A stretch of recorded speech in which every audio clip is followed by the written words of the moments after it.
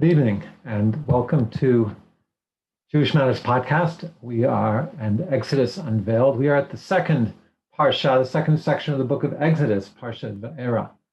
And at the end of last week's Parsha, Moshe goes to the Jewish people. He fulfills his mission from the burning bush. He goes to tell Pharoh to let the Jewish people go, and things just get worse. And the Jewish foremen say to Moshe, "Why did you make things worse?" And Moshe goes to God and says, "Why did you make things worse?" And the Parsha leaves off there. So the beginning of this week's Parsha, God is going to drive home, is going to reinforce his promise to Moshe and the Jewish people. And he starts off by answering Moshe saying, "I established my covenant with your forefathers, and they knew me as Kel Shakai, but my name, the Yud Hey Vav Hey, my divine name, they did not know." Now, what does that mean? What is he telling Moshe? So the understanding is that El Shakai, the God who said enough, is the God of creation, the God who works through nature. The Yud Hey Vav Hey, the divine name, is God working above nature, God performing miracles. Now, all the commentaries, including Nachmanides, ask, but we see that the patriarchs had miracles. Sarah gave birth at 90 years old. So how do we understand that? So Nachmanides answers and says that the level of God interacting in history, of revealed miracles in public, that has not been experienced yet. And the implicit answer is that God is going to come and do wonders for the Jewish people. He's going to bring about miracles, which will bring about the freeing of the Jewish people. And he says two things. He said, "I heard the cries of the people, and I remembered the covenant." And we're going to see this over and over. God says, "I hear you." And he also says, "I remember the covenant," because ultimately, there are places where it's clear that it's the merit of the patriarchs and matriarchs on which God saves the Jewish people, but also that they turn to him and cry out. And then God says, gives a declaration, a four-stage declaration of how he's going to save them. And this is very famous because these four stages of freedom are the foundation, the basis for the 4 cups of wine in the Passover Seder. The 4 stages are, I will take you out from under the burdens, which we understand to be after the second or third plague, the Jews no longer had to do work, but they had not yet left. The next one is Hitzalti, I will save you from servitude. And that is actually leaving Egypt. The third one is I'll redeem you with an outstretched arm and great judgments. And that is destroying the Egyptians at the Red Sea. You can leave a country, but if the enemy isn't destroyed, they can always pull you back in. And the fourth one is I will take you to me as a people. And I will be to you as a God. That is referring to Mount Sinai. So these are the 4 stages of redemption. And there's a 5th stage, which is, and I will bring you to the land. And there's a lot of discussion because according to some, the cup of Elijah at the Seder is that 5th cup, but we cannot drink it yet because, well, until 100 years ago, we haven't been brought back to the land. But today we would say we've been brought back to the land, but we haven't actualized our Jewish connection to the Almighty in the land by rebuilding the temple. So when we find wholeness in the land, then we will drink that 5th cup of redemption.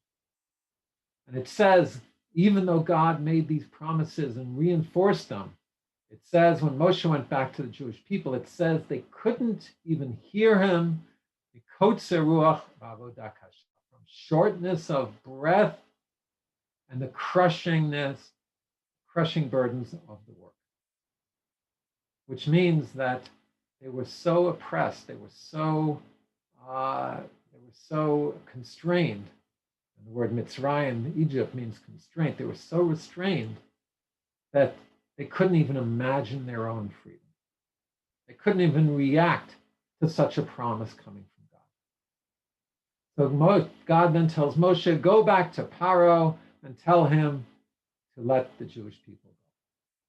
And now we have a sidebar. which introduces Moshe and Aaron through the lineage. It starts with the first of the 12 tribes, Reuben and his sons, Shimon and his sons, Levi and his sons, and then it goes through the genealogy of Levi's son Kahat, Kahat's son Amram, and Amram has Moshe and Aaron.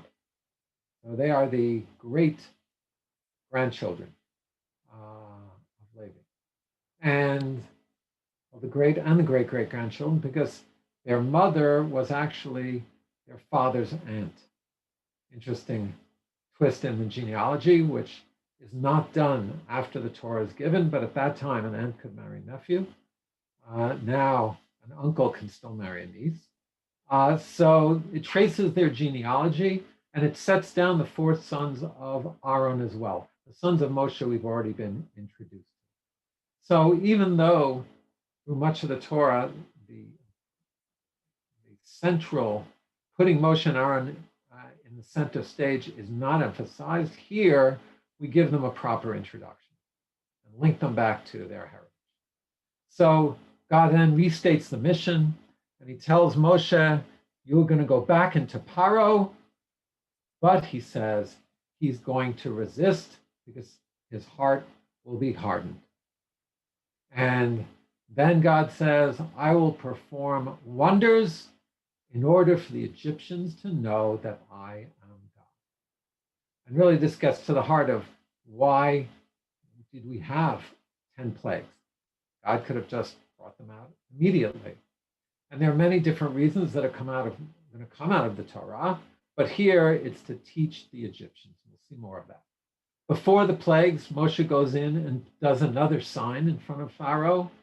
He turns his staff into a serpent, as God had shown him privately. Pharaoh brings his necromancers and magicians. They do the same, and Moshe's serpent eats Pharaoh's serpent.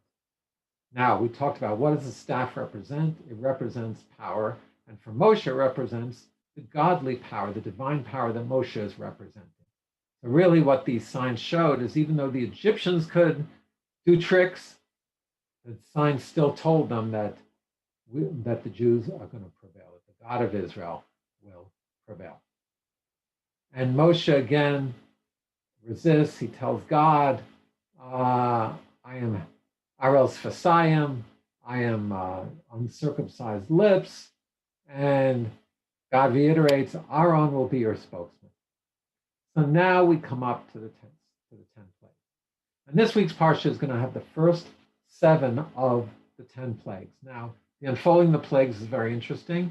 Each one lasted a week, which is in the Torah. What's not in the Torah is that there was a 3-week break between each one. This whole ordeal lasted 10 months, and that's important to understand. This is important to understand Pharaoh's obstinance as his entire empire is crumbling around him. And according to the Zohar, Pharoah represents the Yetzer Hara, the negative drive, which would rather cut off its nose to spite its face, right? It's all about ego. Pharoah cannot give in to Moshe and into the God of Israel, even if everything is going to crumble around him. Pharoah also means Pei Ra, the bad mouth. He represents evil. And so the plagues, we asked, why were there 10? And so there's much symbolism in the plagues. The symbolism is there to teach a lesson, as we said, to the Egyptians primarily, although it'll also say for the Jews to know of God's power. In the Haggadah, it presents the plagues in pairs. And if you look at these pairs, and then it presents them in groups of 3. So if you look at the pairs, each pair represents a different aspect of nature. And really what it's saying, God is showing that he is the master over all of nature. Remember, the Egyptian gods represented the forces of nature, the god of the Nile, Horus, the god of the sun. So in ancient Near East, people didn't believe that theirs was the only God. The God of Israel didn't exist. What they believed is their God was more powerful. God had to show them that he was master over nature. So blood and frogs is God controlling the water. Lice and animals is God controlling the land. Pestilence and boils is God controlling the light. The light was a symbol for God sent for the plagues. The hail and the locust is God controlling the sky. And darkness and death of the firstborn is God controlling even darkness. So that is the first way that they're grouped in the Haggadah. The other way they can be grouped is in groups of three. And in groups of three, first of all, we see a pattern. First, Moshe goes down to the Nile to warn Pharoah. Then he goes into the palace on the next plague. And on the third one, he doesn't give a warning. There's a concept in Judaism that a person gets a warning, 2 warnings, and then no more. So this happens 3 times, this cycle of 2 warnings and then a direct plague. Also, if you look at the cycle, each set of plagues has a 3-part cycle. The first one was inconvenient. It was loss of money, or it made them look for water. So that was the Nile turning into blood. The wild beasts, where people had to stay indoors, and the hail, where people also had to stay indoors. The second set was uncomfortable and involved loss of money. The frogs made a terrible noise and made it so unpleasant. The pestilence, the boils, the pestilence killed the animals, loss of money, and the locusts ate up all of the crops. So that's 2, 4, and 8. And 3, 6, and 9 was actual physical pain. The third one was lice, which very uncomfortable, itchy. 6 was boils, which actually struck the Egyptians and gave them painful pimples. And the 9th one was darkness, which immobilized them for 3 days. Not only they couldn't see for 3 days, it immobilized them for 3 days. So we see what is the purpose of these sets? What's the purpose of this? By creating the pattern, God is showing that there's a very intentional direction to the unfolding of the plague. Once again, driving home the idea of God controlling all of nature, and that these were from God. They weren't just natural disasters. Now, there are some interesting attempts to try and explain the plagues according to natural phenomenon. There's even one writer, blogger, who tries to explain it as the eruption of the volcano in Santorini. So the plague of darkness can be understood, of course, from the ashes. He even says that when you have iron gases released in water, the water turns red. So the volcano caused the gases to be unleashed and go into the water of the Nile. But whether you believe there were natural causations, or whether you believe it was supernatural, even the timing of it, one would have to question. Each one lasted a week, and they were at regular intervals. So the purpose was to show the Egyptians that God was in command. Now we see that slowly but surely, Pharaoh does start to get worn down. The first 2 plagues, the Egyptian magicians recreate. Great, so there's more bloody water and more frogs. Doesn't really help the Egyptians, although they wanted to show we also have these powers. Once again, it's all about whose God is more powerful. By the third one, his advisors say this is the finger of God. The rabbis say that the lice they could not recreate, it was too small. And by the fourth one, and the wild animals, is the first one where the Jews are not struck as well. It says God made a separation between the Jews and the Egyptians. So there also was another level of it showing that this was the God of Israel. Now, by the fourth one, Pharaoh agrees to let the Jews go. First, he says, you can serve your God here. Then Moshe says, no, it's an abomination to the Egyptians. Sacrifice animals. So then he says, and go into the desert for 3 days.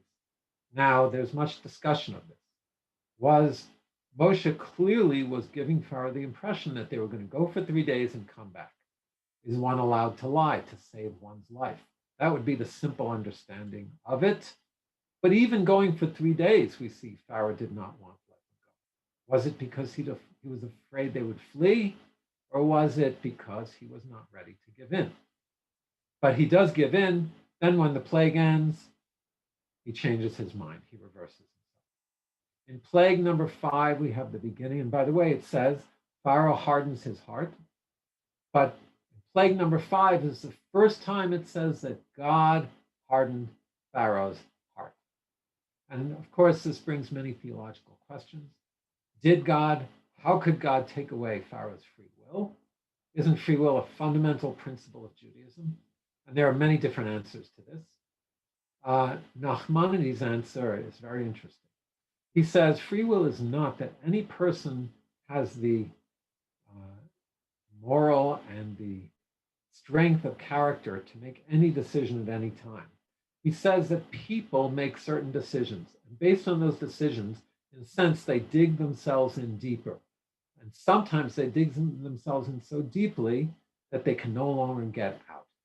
Now, where's the free will? The free will might not be at that second, but the free will was at each step leading them to that point. And so the message is clear. Don't keep making the wrong decisions. You might get to a place where it's even more and more difficult, if not virtually impossible, to turn back. Another answer is that God didn't want Pharaoh to be able to change his mind, and if he did, it would not have been sincere, right? The 10 plagues were supposed to unfold as a punishment to the Egyptians, according to some. Or Rav Sadia Gaon's explanation is the most creative, that God hardened Pharaoh's heart so he would not have a heart attack. And so he allowed him to stay alive to continue to harden his own heart, so to speak, to be obstinate and to not let the Jewish people go. According to that, God was upholding his free will. According to some, God made his heart, gave him strength so that he could oppose the open miracles that he was seeing, restoring his free will. So many different explanations of this. But at the 7th, at the hail, which is the last of the plagues in our Parsha, Pharaoh finally says, I am guilty. I have done wrong. He starts to confess. But it didn't lead to much, because as soon as the plague stopped, Moshe prays for it to stop, and then Pharaoh changes his mind. And it says there, his heart hardened. Not that God hardened it, doesn't explicitly say he hardened it, but it was hardened. So very interesting that we have the plagues interrupted in the middle in number 7. Why divide them into 2? Why stop here? In a sense, this Parsha is the buildup. It's the Moshe standing up to Pharoah. It's the confrontation. It's the engagement with Pharoah. And the downfall of Pharoah and Egypt, and the freedom will come in the next Parsha. So it's going in the right direction, but we haven't gotten there yet. Have a Shabbat Shalom and a good day.